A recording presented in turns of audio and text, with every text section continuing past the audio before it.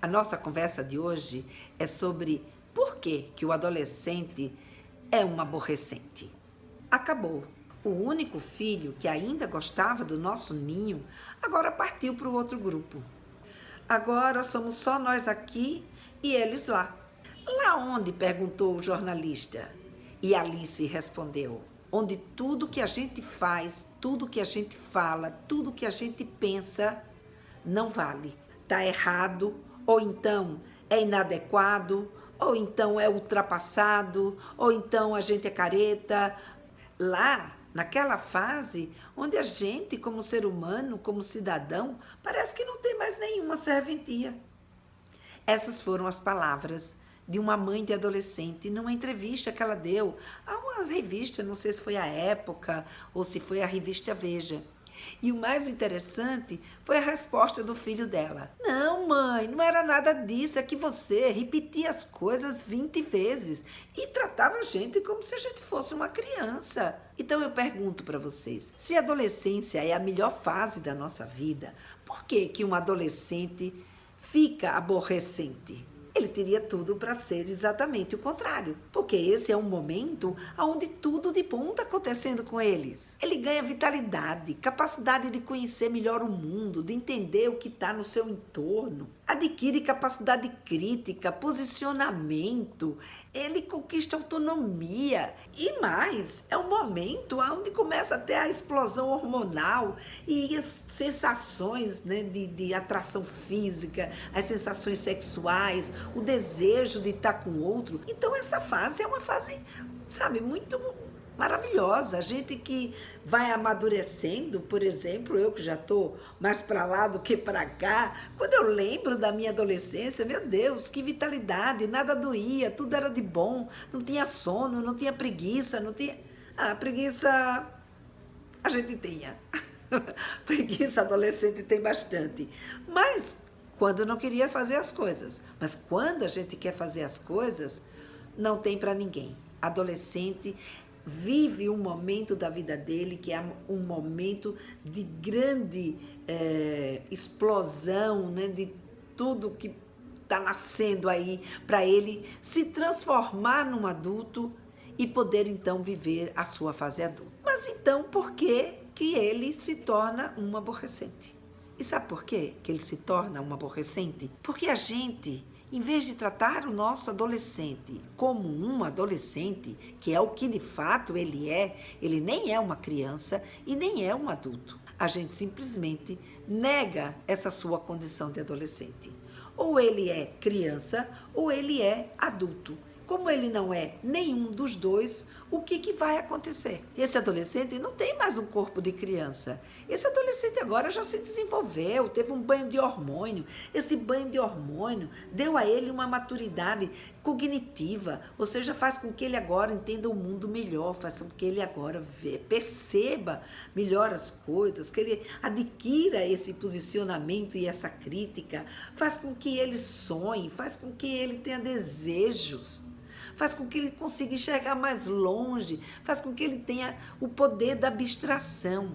Esses hormônios fazem com que o corpo dele se transforme, com que agora, tanta menina agora se torne, né, tenha um corpo de mulher e esse menino um corpo de homem. Ele agora é preparado para viver a sua vida sexual e ser capaz de reproduzir e ter mais adiante, a sua própria família. Ele agora vive numa sociedade muito mais ampla, o seu mundo social cada vez maior, ele passa a participar de grupos, ele agora vive em bandos, vive, né, nos seus grupos e olha, isso não é ruim, muito diferente daquilo que muitas vezes a gente pensa.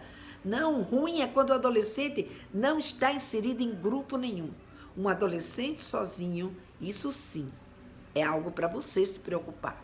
Mas se o seu filho pertence a algum grupo, seja um grupo de futebol, seja o grupo da música, seja o grupo de alguma arte, seja o grupo de algum esporte, não importa qual seja o grupo, seja um grupo de leitura, seja um grupo de matemática, o importante é ele estar inserido em algum grupo que ele se sinta importante, que ele se sinta fazendo parte. Mas aí eu já dei uma desviada do que eu queria mesmo trazer aqui para vocês. O que eu quero trazer aqui para vocês é exatamente essa compreensão de que esta pessoa agora, que tem tudo isso que eu acabei de dizer para você, um desenvolvimento físico, um desenvolvimento cognitivo e um desenvolvimento social, não pode mais ser olhada como aquela criança que a gente controlava e que dependia da gente o tempo inteiro. Ele agora é uma outra pessoa. Ele é um adolescente. E aí o que é que a gente faz? O que é que acontece com tudo isso de bom que o nosso adolescente tem? Quando ele vem com essa vitalidade, quando ele vem com essa energia, querendo fazer um monte de coisa,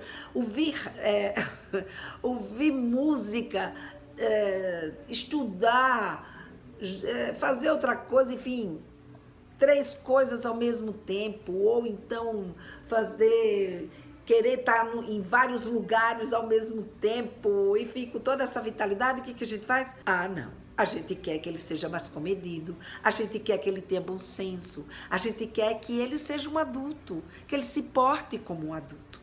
Então exige dele um comportamento de adulto. Quando ele vem com essa capacidade de viver, de entender melhor o mundo, e aí ele vem e tem também uma capacidade crítica, um posicionamento, e ele vem se colocando, o que a gente faz? Epa, você não sabe de nada, garoto. Ei, garota, cresça e apareça, vai com calma, não é bem assim. Então a gente desqualifica os posicionamentos e as colocações, em vez de a gente ouvir. Então, o que isso faz com o nosso adolescente? Pensa um pouco, se põe no lugar dele. É um momento que ele está descobrindo autonomia, que ele está dando os seus passos, cada dia ele dá um passo. E aí, obviamente, ele deixa de nos consultar. Claro, tem horas que tudo tem limite, né? A gente talvez ainda não esteja numa idade que possa ter determinadas condições de tomar certas decisões sozinho. Mas quando a gente diz, para aí que você ainda não é o dono da sua vida. Enquanto você morar embaixo do meu teto e depender do meu dinheiro, a banda toca de outro jeito. Eu acho que é muito importante a gente colocar os nossos limites.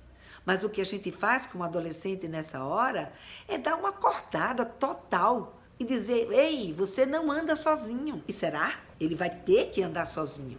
E por fim, as sensações e as emoções sexuais que ele começa a sentir por conta de tudo isso que está acontecendo com ele fisicamente. Então agora esse garoto vem com uma energia, ele quer namorar, ele quer paquerar, ele quer ficar. Essa menina quer namorar, ela quer sair com o namorado, ela quer estar com ele o tempo inteiro. E aí muitas vezes o que a gente faz? Era só o que me faltava. E a gente, em vez de acolher a sexualidade dos nossos filhos, a gente se distancia. A gente breca a sexualidade deles. A gente não quer conversa. A gente não quer encarar essa. A gente não quer olhar para a sexualidade de frente. Eu sei que vários fatores vão interferir nessa condição do adolescente se tornar esse aborrecente. Mas sem dúvida nenhuma, a sexualidade é uma delas.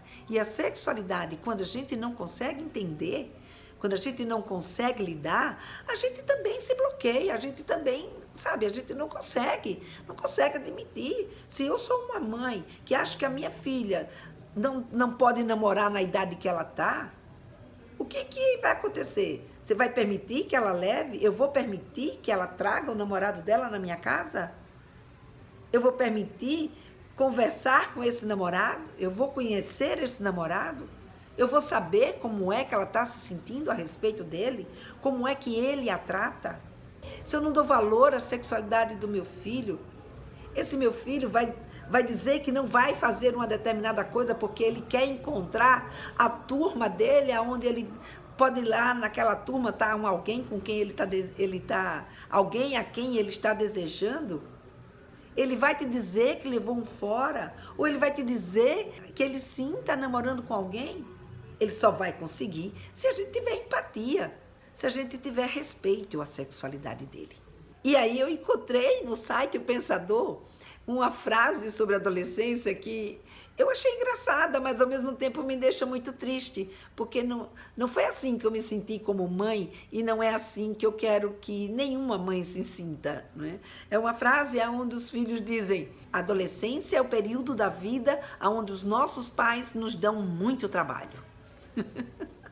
Isso é porque eles ainda não viveram a velhice. Aí sim a gente vai dar trabalho. Eu prefiro olhar para o conceito de adolescência do Tiba. O Tiba, ele diz que a adolescência é uma espécie de segundo parto para a gente. O primeiro parto, o nosso filho nasce para a gente, para o nosso braço, para o nosso colo, aonde a gente acarinha, aonde a gente ensina a comer, aonde a gente acolhe, aonde a gente ensina a falar, aonde a gente ensina tudo, e ele depende da gente para tudo do mundo. Não é? E a gente se sente a pessoa mais importante da vida deles.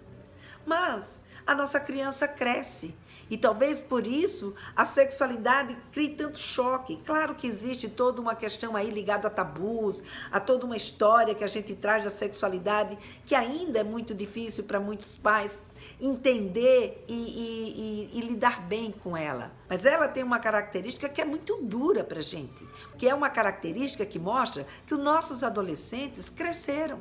Portanto, com a sexualidade, não dá para a gente negar isso. Porque o que adolescente faz, criança não faz.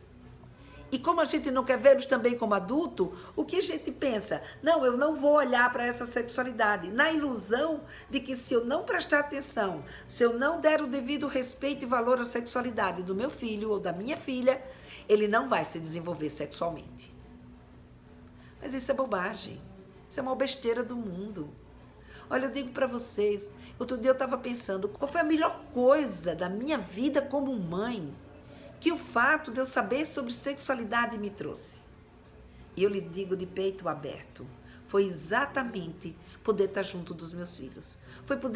Foi exatamente eu não me afastar dele, eu poder sim encarar o namoro deles, eu poder sim respeitar o namoro deles, eu poder sim, quando minha filha teve a sua primeira relação sexual, levá-la no ginecologista. O meu filho ser orientado, que ele precisava usar a camisinha, como usar a camisinha. Até grupo de jovens com os amigos deles eu pude fazer, graças ao fato de eu ter me tornado um especialista. Mas a gente não precisa se tornar um especialista para poder encarar a sexualidade do nosso filho com naturalidade. Ou pelo menos com respeito. Sabendo do que está acontecendo, dando a eles o espaço que eles precisam, dentro, obviamente, dos limites que a gente pode dar. Por isso que eu digo que a adolescência, ela não é uma fase maravilhosa só para os filhos. Foi para mim, e acho que pode ser acho que é para muitas famílias que podem lidar com seus filhos de uma forma natural com relação ao comportamento sexual. Foi um grande ganho, porque a adolescência, ela faz com que a gente ouça deles novas histórias, novo jeito de ver a vida. Eles contrapõem aquilo que a gente pensa, eles nos questionam, eles nos fazem refletir. E isso não é ruim, muito pelo contrário, isso oxigena o nosso cérebro, isso oxigena a nossa vida. Agora, para isso, duas coisas são extremamente importantes. Uma, que a gente crie uma base moral para os nossos filhos, aonde eles possam, de fato, fazer boas escolhas para a vida deles. E a segunda, que a gente desenvolva uma ética familiar, aonde cada um de nós podemos dizer aquilo que a gente gosta, aquilo que a gente pensa, aquilo que a gente quer, e aquilo seja colocado na mesa e a gente possa, então, negociar. Então, ouvir os filhos não significa que a gente tenha que fazer a regra deles ou fazer exatamente o que ele quer. Não. Ouvir os filhos significa dar voz àquilo que eles pensam. E a gente, então, dá voz para eles daquilo que nós pensamos. E vamos negociar. Vamos negociar para a gente ver como é possível a gente conviver. Isso é que é ética, a gente encontrar o melhor caminho de convivência entre as pessoas. Então, se a gente consegue ter a coragem, sabe, de se despir dessa história de que eu como mãe, eu como pai, sei de tudo e meu filho não sabe de nada, e abrir o jogo para saber o que você tem para me dizer. E a gente poder dizer para eles, eu tenho isso também para lhe dizer. Mas a gente tem uma convivência, e essa convivência necessita que a gente estabeleça algumas regras de convivência.